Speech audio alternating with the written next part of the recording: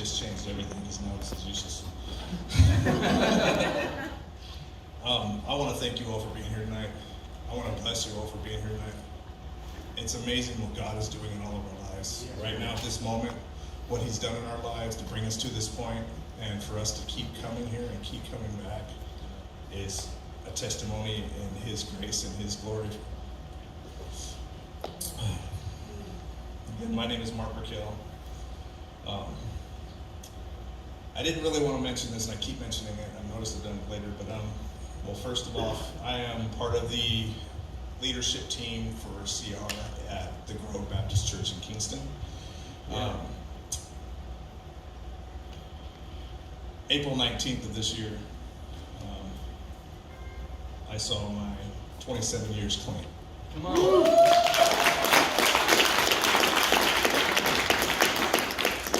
I would like to say that I celebrated every year of that, but I didn't. This is actually the first year that I've actually even announced it to anybody. Wow.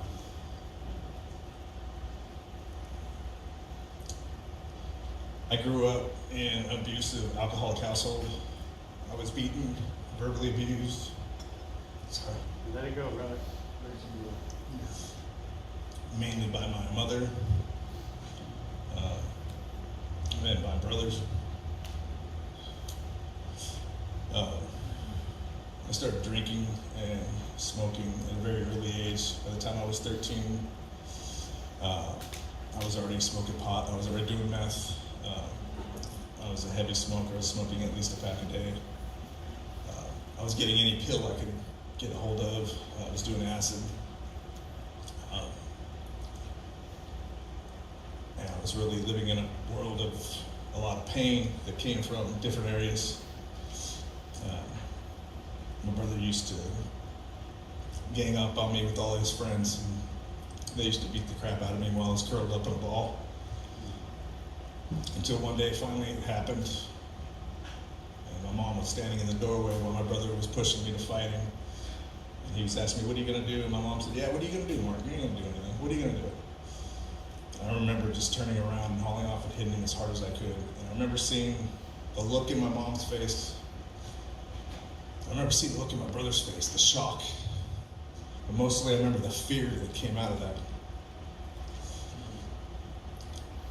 And what that did to me at 13 years old was made me realize that if I was ever going to get away from the pain, the abuse, the destruction of my life, that I had to be the biggest, baddest devil that was in that room at all times.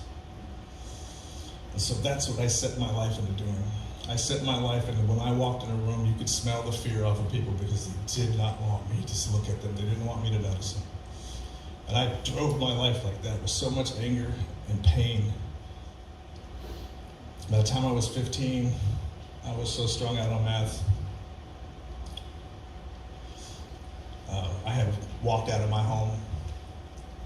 I dropped out of high school. I had a friend at the time whose brother was framing houses. At 15, I started going to work framing houses. What that did for me was provide a paycheck to keep fueling my habits. It fueled my anger. It fueled everything that was in me. Before I was even 17, I'd spent 2 long stints in juvenile hall.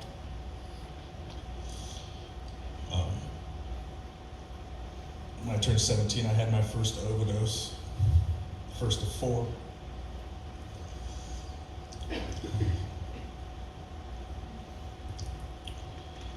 And by the time I was 18, I landed myself in jail.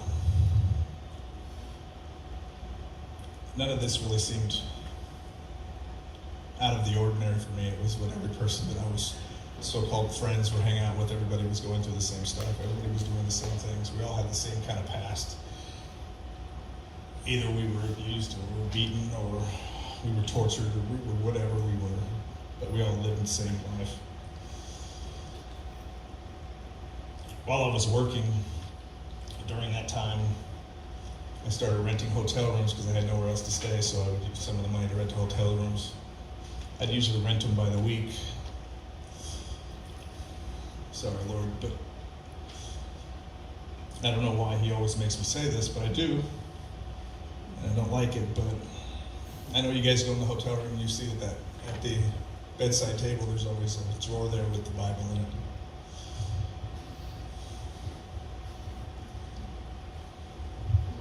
I used to take that Bible, I used to throw it on the toilet, and then I would defecate over it. Because in my heart, there was no room for a God. There was no room for a heaven. You can't run with the devils I was running with and believe that there was something like that for you. So, I worked, I stayed in hotels. I just kept burning myself out. I'd start drinking at 6 in the morning. By noon, I've already gone through a case of beer while we were working. We would roll up off the job. We'd go to the nearest bar or pool hall, and we would get drunk until 5 or 6 o'clock at night, go back to the job site, roll everything up, and go home. I can't tell you how I ever got home most of the time. I remember some of it, can't remember all of it. From the age of 18 to 25, I spent 5 years of that behind bars in prison. Or not in prison, but in jail. At the end of it, I ended up myself in prison, in Soledad State Penitentiary. And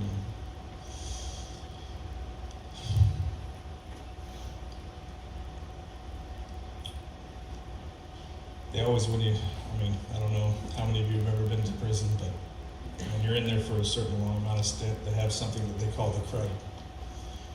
You get violently ill, violently sick, you can't move, you can't get up, your body is pain all over. What they don't tell you is it's your body trying to detox. And when you're as bad as I was, you have a 50-50 chance of making it out of that detox. I made it through there.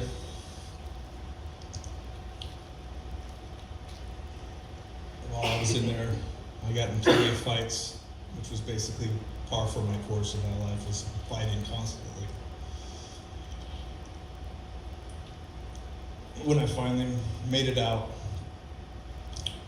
well, I guess the first thing I have to say is I met a friend in there who he was going to church in prison. He kept asking me to go, and I just kept refusing, and finally he got me to go one day. And I remember going in, and I was just denying it the whole time. I didn't want to be a part of it. I didn't want to see it. I kind of looked at it as, it's a bunch of posers trying to find an easy way to get out of prison by acting like they're good. And so I walked out of there, but I do remember that a couple days later, I went to the prison library and I checked out the Bible.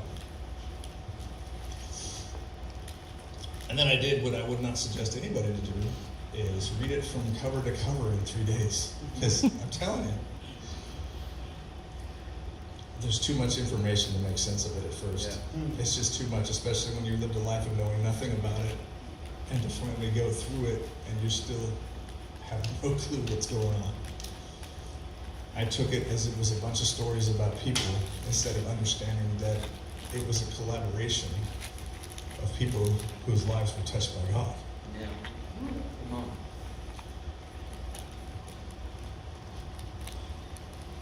I remember reading it and trying to find every way I could to disprove it, that this isn't real, that this can't be possible, that whatever everybody else is doing in those churches, this can't be happening to them. They're not being saved by anything. How can they be saved by something you can't even see, touch, or feel? Because I've never had. When I got out of prison, the one person who was there was my father.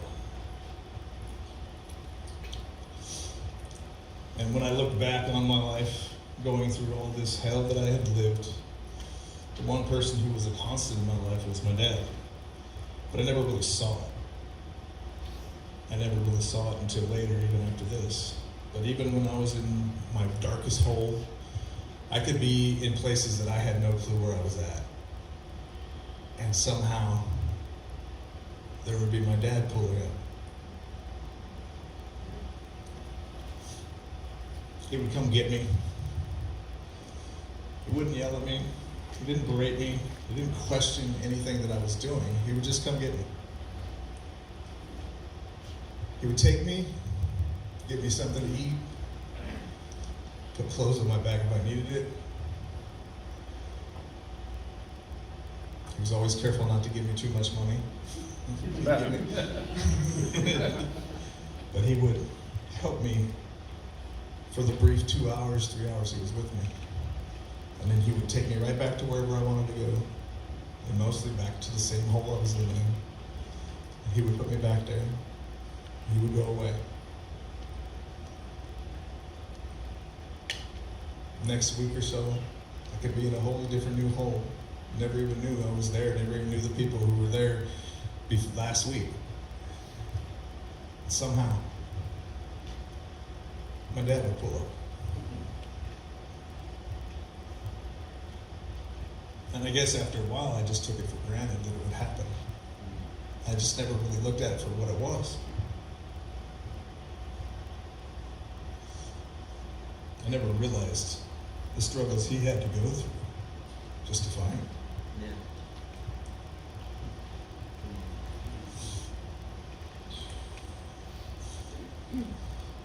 Well, I ended up staying with my dad after prison. My dad worked in a state prison. It was illegal for me to be in his home. He was a state prison employee. You are not allowed to have ex-convicts at your house, especially ones that are on parole. I don't know how my dad did it, but he went through everything he got it approved through the state that I would be able to be with him. I didn't know any of this until later. I didn't know that my dad went through the lengths he did. And after being the person I was, walking out of prison, and having that much faith, and that much love for me, because you don't know what you were going to get. You don't know what I was going to walk out of that place like. I don't know how he possibly believed that he wasn't going to get that same devil I was before I went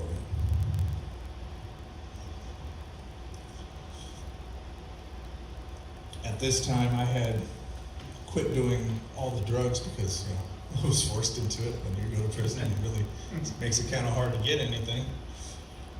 And if you wanted to get something, I didn't want to take the steps it was going to take to do that. So I didn't do that. You got that. So I never thought that my drinking was my problem. I always thought it was the meth. I was really bad at meth. I always thought it was the pills and the drugs. I never thought it was my drinking, because I've been drinking since I was 5 years old. My dad had been drinking almost all his life. How is the drinking the problem? Everybody else is still drinking. Everybody's fine. How could drinking be my problem? So when I first got out, I started drinking again.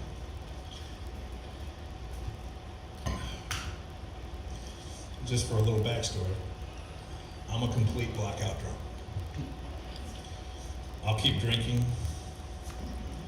A story my wife hates, but I learned how to throw up on command so that I can fill my belly with more beer. And I could do that 3-4 times a night and keep going. And I would black out. So after about 3 months of being out and constantly drinking, going to work every day, coming home drunk, passing out, getting back up, doing the same thing. 3 months of this, I just kept pushing it. And I ended up at a friend's house that we were working together, and we started drinking that night. We were going to go to work the next morning. I woke up the next morning. The house was messed up, of course, because we'd been drinking all night. I went and knocked on his door for him to come out so that we can go to work. He starts yelling at me, "Get out. Get the hell out of my house." He goes, I don't want you here, you gotta leave. I kind of argued with him a little bit and I finally just left. I come to find out that he was barred inside of his room that night. I tried to kill him. And I don't mean I was playing around. I busted out his windows to his bedroom. I beat his door completely, almost disintegrated. He had his dressers and everything up against it. He couldn't get out of his room, and I wouldn't let him because I was going to kill him.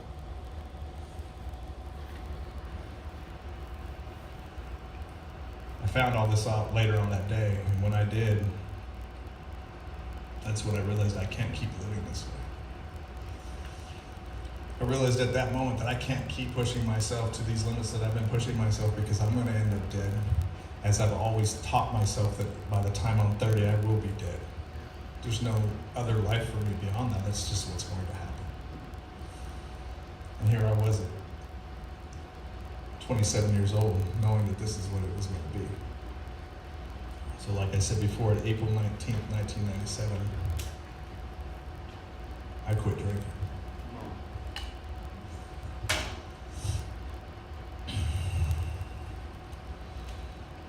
A couple of years later, I met my first wife,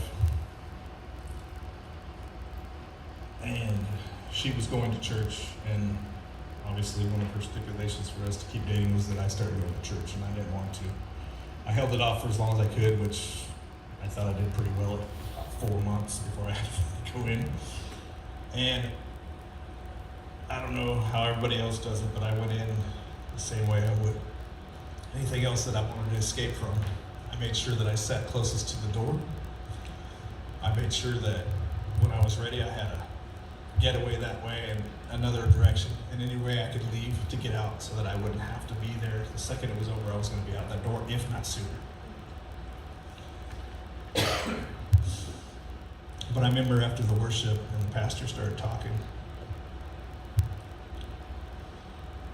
and I don't know how or why, but I do know now that that is that moment that I do believe God's voice finally came to my ears. I was finally able to hear what everybody else has been talking about. Because that pastor kept talking, and I'm telling you, it was just right into my soul. He was burning me down. Every word that came out of his mouth, and I couldn't believe it. I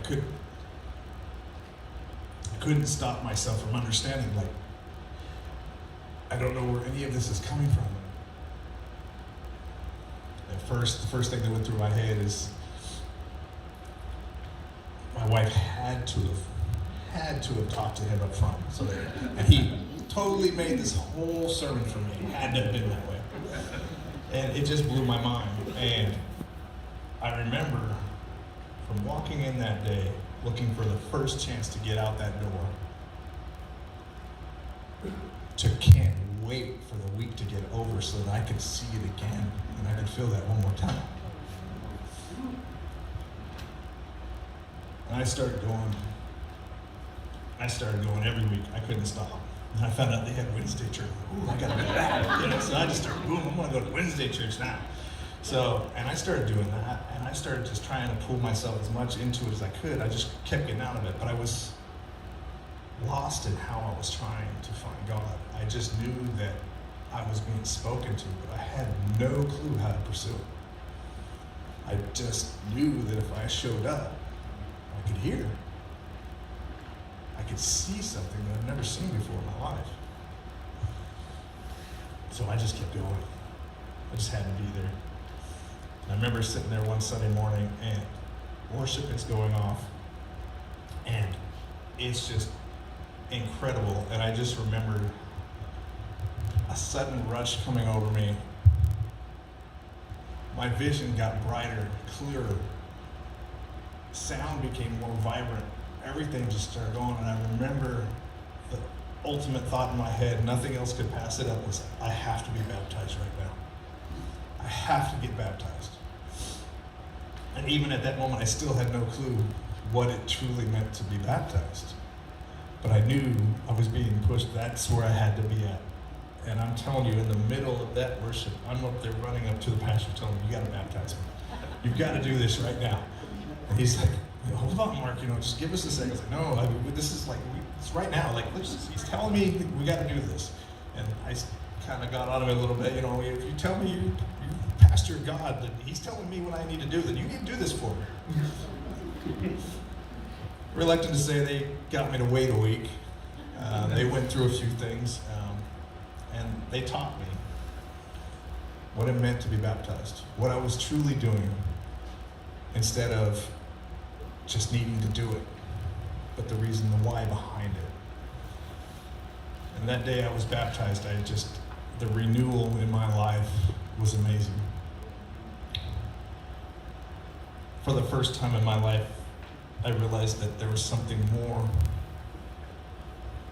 than just being ended at 30. There was something more for the rest of my life that could actually last longer than the couple of years I had left.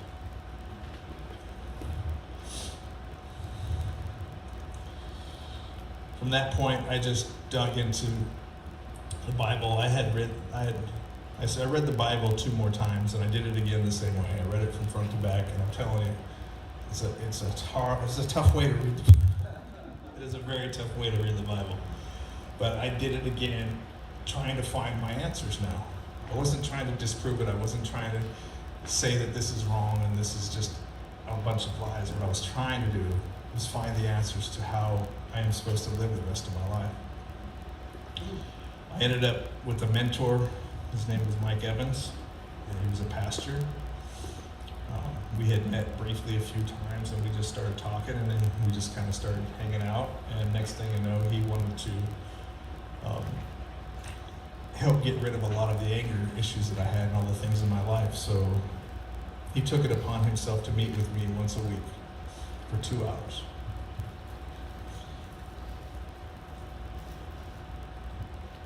That once a week turned into 4 years of him walking me through my life and helping tear down the walls that I had built up and helping me free myself from who I was.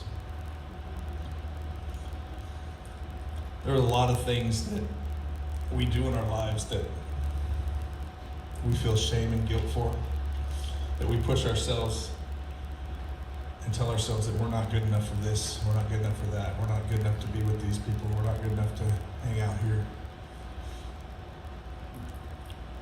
And the enemy had put that in me so many times, through so many things, that's all I could think about. But I knew that if I just held on, that God would help me get through this. If we fast forward a few more years, my dad, at this point, when I start to remember and I start to realize, and I just made this realization the other day, was that my dad was actually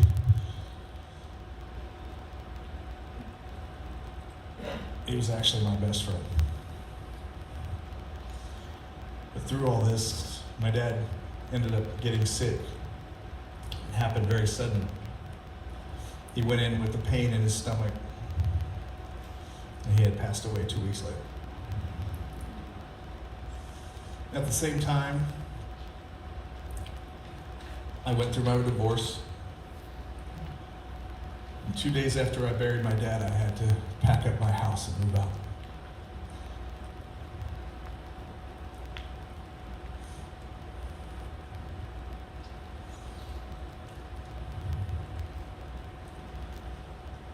I could have went a lot of different directions at that point. I could have done a lot of different things in my life. I could have reverted back to my ways. I could have taken the anger out on God for taking everything away from me.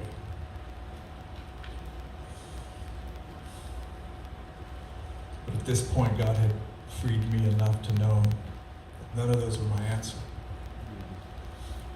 I didn't know what it was at the time.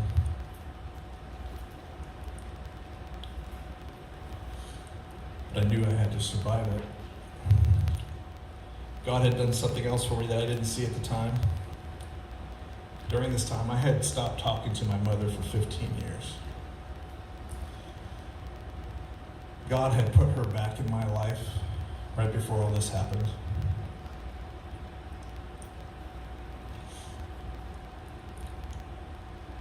And when all this happened and all this took over, She was the one there who took me in to help me out, to get me back on my feet.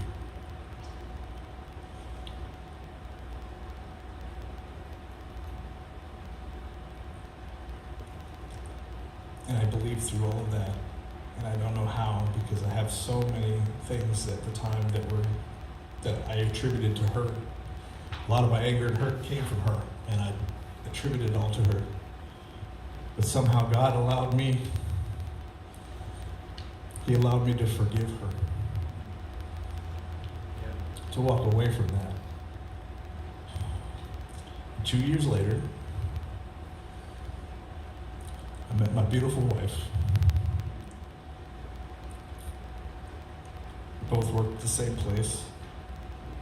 And when she came into my life, I couldn't believe that she would even have anything to do with me, because there's a whole story behind that, but I ran from her for a year, by the way. So we worked at the same hospital. I was doing low voltage, and she was working there as a supervisor at the hospital. And I saw her every day. Oh my God, I saw her every day. Saw her walking down that hallway. She was the most beautiful woman in the whole place. I couldn't believe that someone like that worked there. I was like, oh my God, this is great. I get to peek at her from the back there. And I did that for a year, until I made the mistake of working in her office one night, and I actually spilled coffee all over her papers and everything. And then I walked out, left it there. My cousin who was working with me told her who it was, and so she started hunting me down to figure out who this guy was. In the end of it all, this beautiful woman decided to give me a chance. When we first met, she scared me like crazy. She grabbed a hold of my arm. I'm telling you, dude, I'm about to pass out right there. I was like, oh, no. She's touching me now. I was like, no way. And then so she gave me a chance, and we started talking on the phone, and I said, I'm going to do this the right way the first time. And I told her everything. Can't say everything. I told her about my past and being in prison, all my doing drugs. I told her all that. I told her how long I had been clean.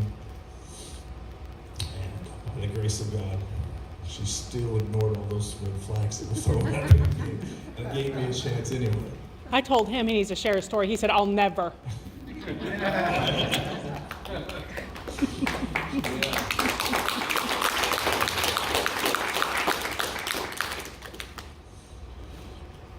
So having her in my life has renewed everything in me.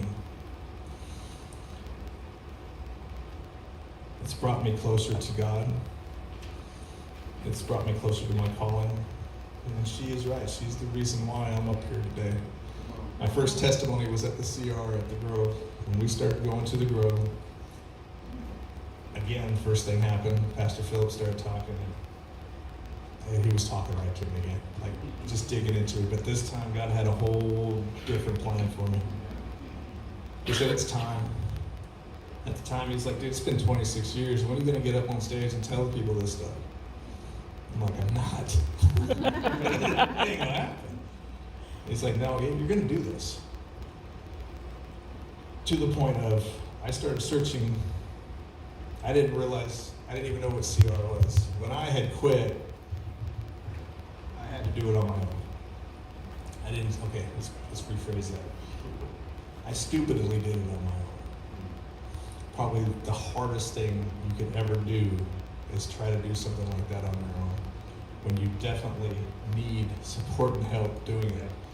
And that's the thing that I just discovered, I'm not kidding you, 3 weeks ago, when I realized that my dad was my support the whole time, and I never even knew it. I never knew it. I mean, I guess I should have seen it. Since when was Marc going to be an avid golfer? Or when was I going to start playing professional horseshoes? But that's what my dad did. He got me into everything that he did and got me out of the house doing all this stuff. But every day he was there with me. Every day he would talk to me. Every day. And I remember when he was passing away, he kept telling me, Marc, all you're doing in this life is building your kingdom in heaven. Because all the good work that you do, you're just building your kingdom in heaven. Just continue that. Don't give that up. And that always, to this day, still blows me away because my dad never talked to me about God. And my dad got saved while I was in prison. He quit drinking while I was in prison. I can't say for sure, but I'm almost believing that he did it so that I'd have a place to come home to. So, when I finally gave my first testimony at the CR, I mean, I fought it. Even trying to find CR, I didn't even realize it was called CR. And it took me 2 weeks to find it because nobody knew where it was at. So I was asking all the wrong people, obviously, but nobody knew where it was at. And when I finally figured out where it was at, I finally met Hathan. I met Marcus. There's a few other guys there that I met. They were awesome. And they started talking to me, started pushing me about giving my testimony. I was still adamant about it, coming home to her, and she just kept telling me, you're going to do this, you're going to do this. And I remember when I first gave my testimony, I could not believe the freedom that God gave me in that. The joy he gave me in that. It was insane what happened. All of my shame, all of my fear had gone away. I felt like I finally became whole again. Something I don't think I've ever felt before in my life. We all go through a lot of things, and I know that we all have done crazy things in our past. And I'd like to believe that it was all God's plan, but I know now that it was all my plan. And it didn't work out. God had a different plan, and he was just waiting for me to notice it. He was waiting for me to actually see him. For once in my life, to open my eyes and quit looking at every mundane thing that I can see and start seeing the bigger picture. Yeah. And that's what the life he actually had for me. Today I stand here. My wife and I have a company that we built. I'm an electrician. I'm also a framer. We have a remodeling electrical company. It is booming like crazy. By the grace of God, it is going so well. He's brought the people that we needed in our lives when we moved here from California to help grow us and help nurture us. He brought me into CR, which is something I never thought I would be a part of, and now I can't imagine doing anything but this. CR and God helped me set down the shame and guilt. Let me set down the judgment and the rejections that I've always felt. Help me walk out of my life. Here tonight, you might think that you're not really going to get anything out of somebody's testimony or any of the worship that's going on, or even if the lessons that they're giving. You may not think that anything's going to happen to you. You may think this is just a cool place to come and sit down, get a hot meal, get a drink, a place to relax and actually take your feet from beating the road all day long. But I'm here to tell you that the reason why you're here is because God has brought you here. The person next to you, he has brought to sit next to you tonight. None of this has happened because you walked in the door. This happened long before you were ever born. God had this plan. He decided to put it in front of you. And this is the time that you have decided to open your eyes and see it. You've come here to be a part of this. You've come to get something out of this. I'm here to tell you, he's here waiting for you to see it, because he's had it for you this whole time, and all we've been doing is, pardon my French, but screwing our life over back and forth. How's that working for us, man? Because it didn't work for me. I know where you've all been. I know where you might be. I've been there. I've done all of it. I've been every evil thing I can think of. I've done every wrong thing I can do. Even when I thought I was doing good, I have done it wrong.